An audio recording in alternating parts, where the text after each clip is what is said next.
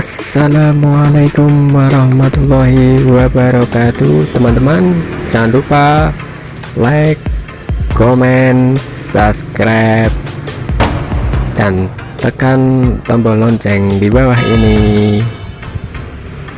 Wassalamualaikum warahmatullahi wabarakatuh. Katanya Syekh Abdul Qadir Jailani, ibadahmu itu membawa manfaat maksimum. Ibadahmu akan sejati apabila bisa memantulkan cahaya ilahi. Untuk bisa ke sana, hatinya, jiwanya harus bersih.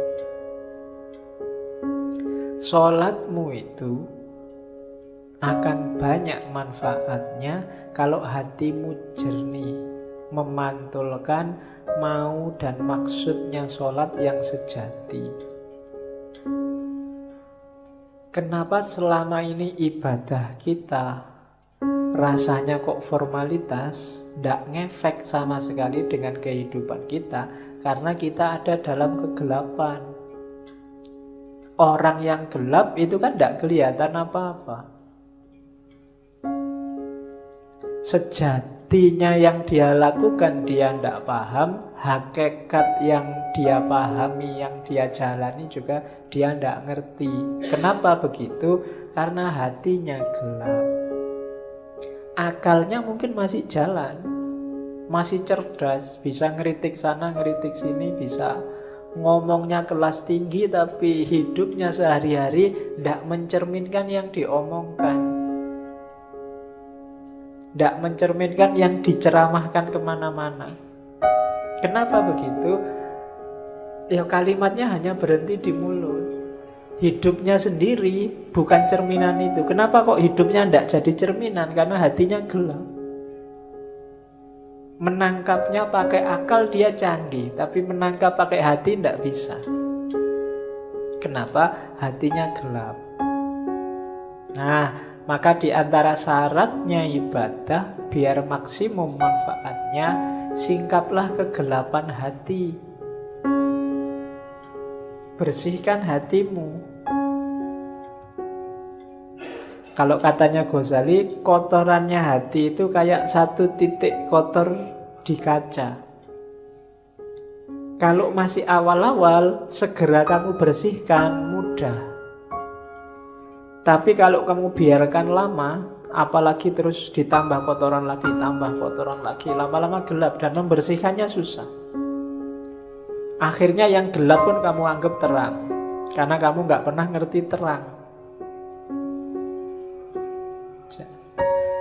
Jadi yang jelek kelihatannya jadi bagus. Kenapa? Karena belum pernah lihat cahaya yang baik, cahaya kebaikan.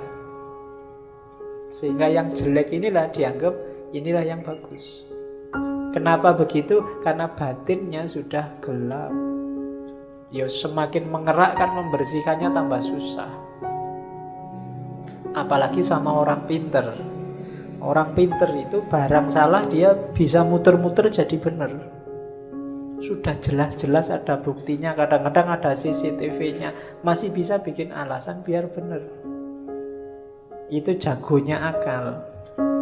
Menunjukkan canggihnya akal, tapi sekaligus menunjukkan gelapnya hati. Hati itu tidak bisa dibohongi. Hati itu kalau salah dia akan bilang salah, kecuali dia sedang gelap. Kalau dia sedang gelap, ya dia tidak bisa melihat mana yang sejati. Nah, hati yang gelap itu terhijab oleh amal-amal buruk.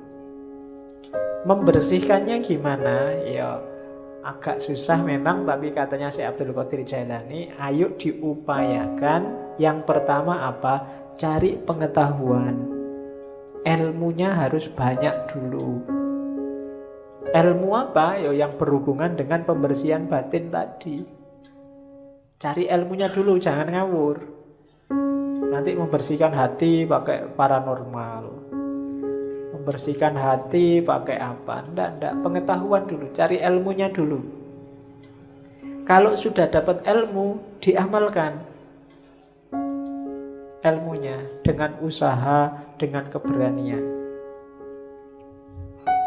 Tidak ada gunanya ilmunya numpuk, ngaji sampai sesi 140 sekian, tapi tidak ada satupun yang diamalkan. Hidupmu tidak naik-naik kualitasnya. Ada pengetahuan, amalkan. Setelah itu, gunakan ilmumu untuk menaklukkan egomu. Tadi, menaklukkan dirimu. Dirimu harus ada di bawah kendali hati yang jernih, yang bercahaya. Akalmu jadikan pendukungnya. Akal ini bisa dibawa ke utara, bisa dibawa ke selatan. Akal ini pasukan yang paling kuat. Kalau kamu pakai mendukung kebaikan, ya dia kuat. Kamu pakai mendukung kejahatan, dia kuat juga. Anggota DPR itu orang pinter-pinter semua. Dan akalnya bisa kompak untuk mendukung sesuatu yang jadi ya wis kelihatan keliru, tapi bisa dibikin argumen macam-macam seolah-olah benar.